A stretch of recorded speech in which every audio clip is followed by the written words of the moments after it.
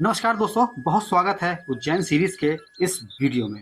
दोस्तों, पिछले वीडियो में हमने आपको दर्शन कराए थे माँ गढ़कालिका मंदिर और वहाँ के विषय में आपको जानकारी भी दी थी। दोस्तों, उस मंदिर के दर्शन के दौरान काफ़ी दोपहर हो चुकी थी और हम सभी को भूख भी लगने लगी थी, तो हम लोग निकल पड़े थे अच्छे से भोजनालय की खोज में, ताकि हम अच्छे से भरपेट भोजन कर सकें और इसके बाद आगे का सफ़र जो है तय कर सकें। तो फाइनली दोस्तों, हम आ चुके हैं एक भोजनालय में। यहाँ पर कई ऐसे भोजनालय मिले जहाँ दोस्तों 100 रुपये से लेकर 150 रुपये तक पर व्यक्ति भोजन करने की व्यवस्था थी। तो दोस्तों, हम जिस भोजनालय में आए हैं यहाँ पर 150 रुपये पर व्यक्ति भोजन का रेट था और अनलिमिटेड भोजन था। एक व्यक्ति कितना भी यहाँ पर खा सकता था, लेकिन शर्त बस इतनी है कि आप थाली में जूठा नहीं छोड़ सकते हैं। तो दोस्तों, यहाँ पर बैठकर हम सभी लोगों ने भरपेट भोजन का आनंद लिया और इसके बाद हम भोजन करने के बाद जो है दोस्तों, सभी लोग यहाँ से निकल चुके अपने अगले डेस्टिनेशन की ओर, जो था राजा भर्तहरि द्वार।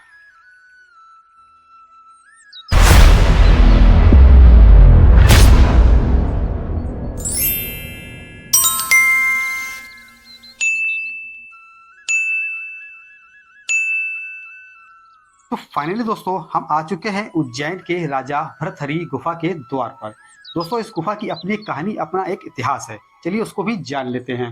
दोस्तों, ये कहानी तब की है जब उज्जैन शहर को उज्जैनी के नाम से जाना जाता था और यहाँ के जो राजा थे वो गंधर्व सेन थे। गंधर्व सेन की 2 पत्नियां थी। पहली पत्नी से उनको जो पुत्र हुए वो राजा विक्रमादित्य हुए, जिन्होंने विक्रम संबंध की जो है शुरुआत की थी, और दूसरी रानी के जो पुत्र हुए वो भर्तहरि जी हुए। क्योंकि भर्तहरि राजा विक्रमादित्य से बड़े थे, तो राजा गंधर्व सेन की मृत्यु के बाद यहाँ का जो राजपाट है वो राजा भर्तहरि जी को मिल गया। दोस्तों, राजा की पहले से ही 2 शादियां हो रखी थी, फिर भी उन्होंने तीसरा विवाह रानी पिंगला से किया। एक दिन राजा जंगल में शिकार खेलने गए। जंगल पहुंचने पर उन्होंने सोचा क्यों ना रानी की परीक्षा ली जाए। देखें, जितना प्रेम मैं रानी से करता हूँ, क्या रानी भी मुझसे उतना प्रेम करती है? यह सोचकर उन्होंने अपने एक सिपाही को बुलाया और अपने मरने का समाचार जो है वो रानी तक पहुंचाया। यह समाचार सुनते ही रानी ने अपने जो है वो प्राण त्याग दिए। जब राजा शिकार खेल के महल पहुंचे तो उन्होंने रानी को मृत पाया। रानी को मृत देखकर राजा को बड़ा दुख हुआ कि उन्होंने ये क्या कर दिया। ये सोचकर बहुत जोर जोर से वो विलाप करने लगे। तभी वहां से गुरु गोरखनाथ जी गुजर रहे थे। उन्होंने राजा का रुदन सुना, उनके पास पहुंचे और बोले, राजन आप इतना क्यों रो रहे हैं? तब उन्होंने सारी कथा गुरु गोरखनाथ जी को बताया और उनसे आग्रह किया कि महाराज, किसी तरीके से आप इनको जीवित कर दें। और बहुत आग्रह करने पर गुरु गोरखनाथ जी ने उनकी रानी को पुनः जीवित कर दिया।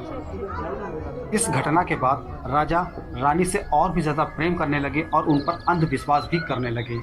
इसके चलते राजा अपने राज्य के कार्यों में ज़्यादा ध्यान नहीं दे पा रहे थे, राज्य का कार्य ठीक से नहीं कर पा रहे थे। काफ़ी समय तक ऐसा चलता रहा। फिर एक दिन गुरु गोरखनाथ जी का वहाँ पर उनके राज्य में पुनः आगमन हुआ और जब उनके राज्य में पहुँचे तो राजा ने उनका बहुत ही उचित आदर सत्कार किया, जिससे प्रसन्न होकर गुरु गोरखनाथ जी ने उनको एक अमर फल दिया और बोले कि राजन, ये अगर फल आप खा लेंगे तो आप हमेशा जवान रहेंगे, आपको कभी बुढ़ापा नहीं आएगा, आप अमर हो जाएंगे। और ये कह करके गुरु गोरखनाथ जी जो है उनके राज्य से चले गए। अब चूंकि राजा रानी से बहुत प्यार करते थे, तो उन्होंने सोचा क्यों ना ये फल मैं अपनी रानी को दे देता हूँ, ताकि वो हमेशा जवान और खूबसूरत बनती रहे और मैं उनसे हमेशा प्रेम करता रहूं। यह सोचकर राजा ने वो फल रानी पिंगला को दे दिया। रानी पिंगला, जो कि नगर कोतवाल से प्रेम करती थी, तो उसने यह फल उठा करके उस कोतवाल को दे दिया। कोतवाल जो है वो किसी वेश्या से प्रेम करता था, तो उसने ये फल उठा करके उस वेश्या को दे दिया, ताकि वो हमेशा खूबसूरत और जवान बनी रहे।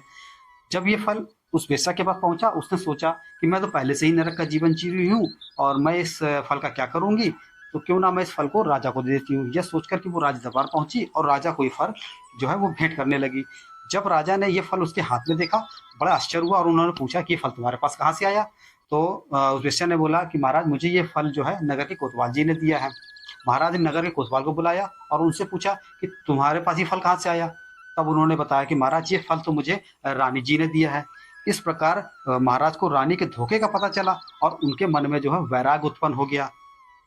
तब राजा ने उन सभी को कारागार में बंद करवाया और अपने छोटे भाई राजा विक्रमादित्य को बुलाकर अपना सारा राज्यपाट उनको सौंप करके फिर इसी गुफा में आकर उन्होंने 12 वर्षों तक तपस्या की। दोस्तों, राजा की इस घनघोर तपस्या को देखकर देवराज इतना घबरा गए कि उन्होंने इस गुफा के ऊपर वज्र से प्रहार किया ताकि वो चट्टान जहाँ पर बैठ के तपस्या करे तो वो गिर जाए। तब राजा भर्तृहरि जी ने अपने एक हाथ से उस चट्टान को रोका और उसी मुद्रा में अपनी तपस्या को जो यहाँ पर पूर्ण किया दोस्तों। तो आज भी उस निशान को यहाँ पर देखा जा सकता है दोस्तों। जब कभी आप आएंगे तो उस चट्टान को देख सकते हैं जहाँ पर राजा भर्तृहरि जी ने बैठ करके अपना जो ये तपस्या पूर्ण की थी, उनके ऊपर की चट्टान पे आज भी उनके पंजे के निशान यहाँ पर मौजूद हैं दोस्तों। आप कभी आएंगे तो वो पंजे आप यहाँ पर उनके देख सकते हैं। ये साक्षात इस कहानी का प्रमाण आपको देखने को मिल जाएगा दोस्तों।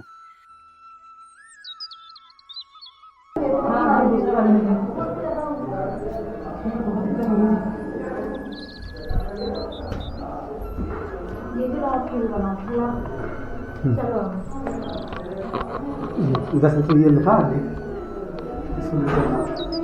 यहाँ पर झुक के चल रहा है, ये गुफा का प्रवेश द्वार है।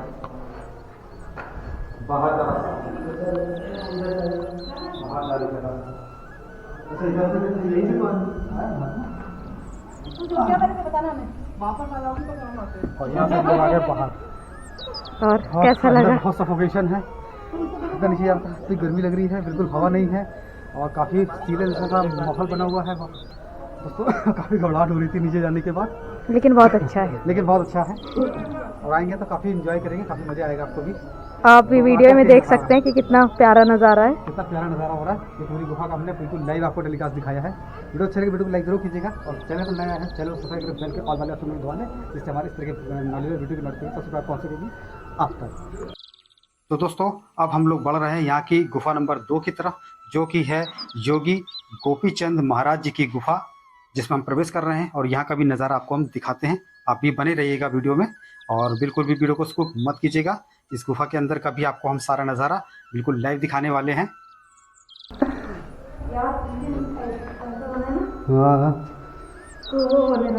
हाँ सफोकेशन तो है, वो बिल्कुल कहीं है नहीं, एकदम जमीन के अंदर है, झुक कर प्रवेश करे। एक्सपीरियंस है, हाँ सही बात है। नीलकंठेश्वर महादेव झुक झुक के चले।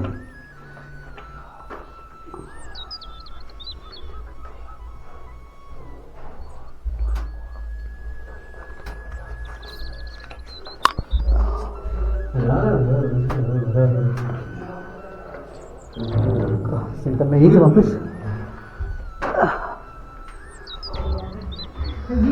हाँ तुम डर गई थी। इतनी तेज तेजी जा रही थी। वैसे कोई नहीं, बाबा जी है ना। बाबा तुमने अचानक तुमको लगा खाली होगा, अचानक से देख कर अच्छा तुम डरी ना, तो मुझे भी हल्का ऐसे हिलता दिखाई दिया, तो मुझे भी डर लग गया, मुझे क्या हो गया। बाबा बैठे थे और मैं गई अंदर, ऐसे खाली होगा वो।